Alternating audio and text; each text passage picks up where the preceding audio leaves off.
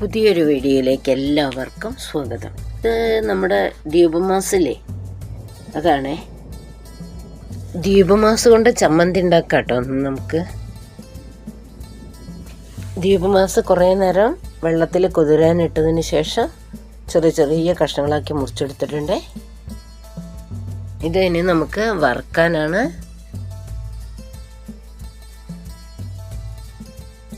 ഇത് കഴുകി വൃത്തിയാക്കി മുറിച്ചെടുത്തിട്ടുണ്ട്. ഇതിലേക്ക് കുറച്ച് മഞ്ഞൾപ്പൊടി ചേർക്കുക,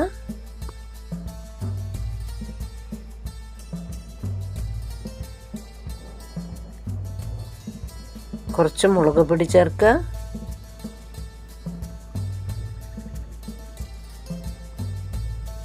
ഉപ്പ് ചേർക്കുക,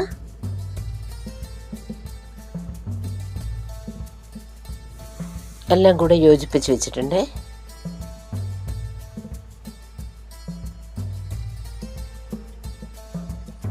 പാൻ അടുപ്പത്ത് വെച്ചിട്ടുണ്ട്. അതിലേക്ക് മീൻ വറുക്കാൻ ആവശ്യമായ എണ്ണ ഒഴിച്ചിട്ടുണ്ട്.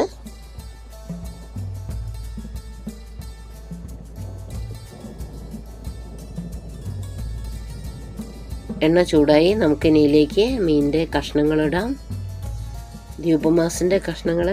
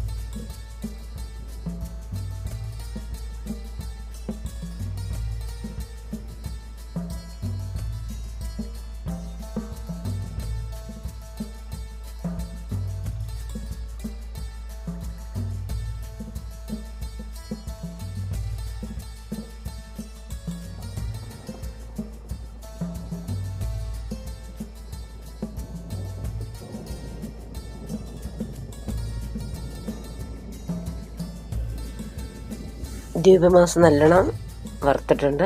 ഇത് കോരിയെടുക്കുകയാണ്.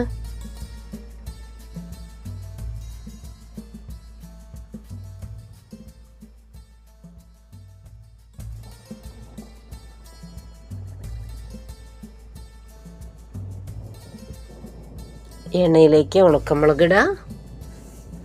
ഉണക്കമുളക് മൂപ്പിക്കുക.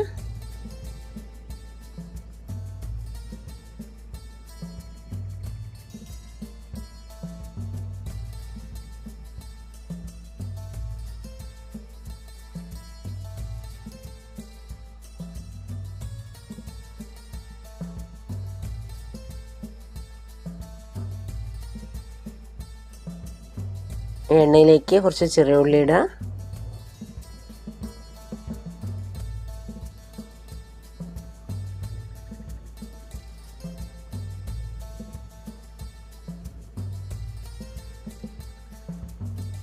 കുറച്ച് കറിവേപ്പിലയും കൂടെ ഇട്ടിട്ട് നല്ലോണം വഴറ്റിയിട്ടെടുക്കുക.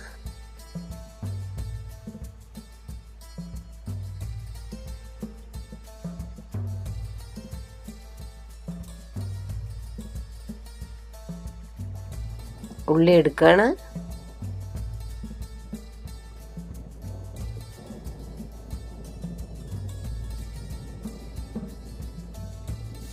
ഇതാ നമ്മുടെ വറുത്ത സാധനങ്ങൾ: ദ്വീപമാസ്, മുളക്, കറിവേപ്പില, ഉള്ളി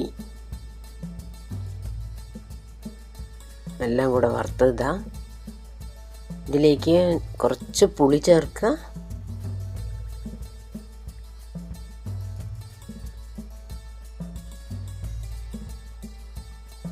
മിക്സിൻ്റെ ചെറിയ ജാറിലേക്ക് ഇടുക. എന്നിട്ട് അരച്ചെടുക്കാം. ഇതിൽ ഒരു തുള്ളി വെള്ളം പോലും ചേർക്കാതെ അരച്ചെടുക്കാം. മിക്സിൻ്റെ ജാറിലേക്ക് ഇടണേ. ഇതൊന്ന് അരച്ചെടുത്തപ്പോഴാണ് ഉപ്പിട്ടിട്ടില്ല എന്നുള്ള ഓർമ്മ വന്നത്. വീണ്ടും ഉപ്പിട്ടിട്ട് ഒന്നും കൂടെ അരയ്ക്കുകയാണ്. ഉപ്പിടാൻ മറന്നുപോയതാണ്. അപ്പം നമ്മുടെ ദ്വീപമാസ് അരച്ചെടുത്തിട്ടുണ്ട്. ഇതാ, ഇതിലേക്ക് വേണമെങ്കിൽ തേങ്ങ വറുത്തതും കൂടെ ചേർത്ത് അരയ്ക്കാം കേട്ടോ. ഞാൻ പിന്നെ തേങ്ങ വറുത്തിട്ടില്ല, ഇങ്ങനെ തന്നെ അരച്ചെടുത്തു.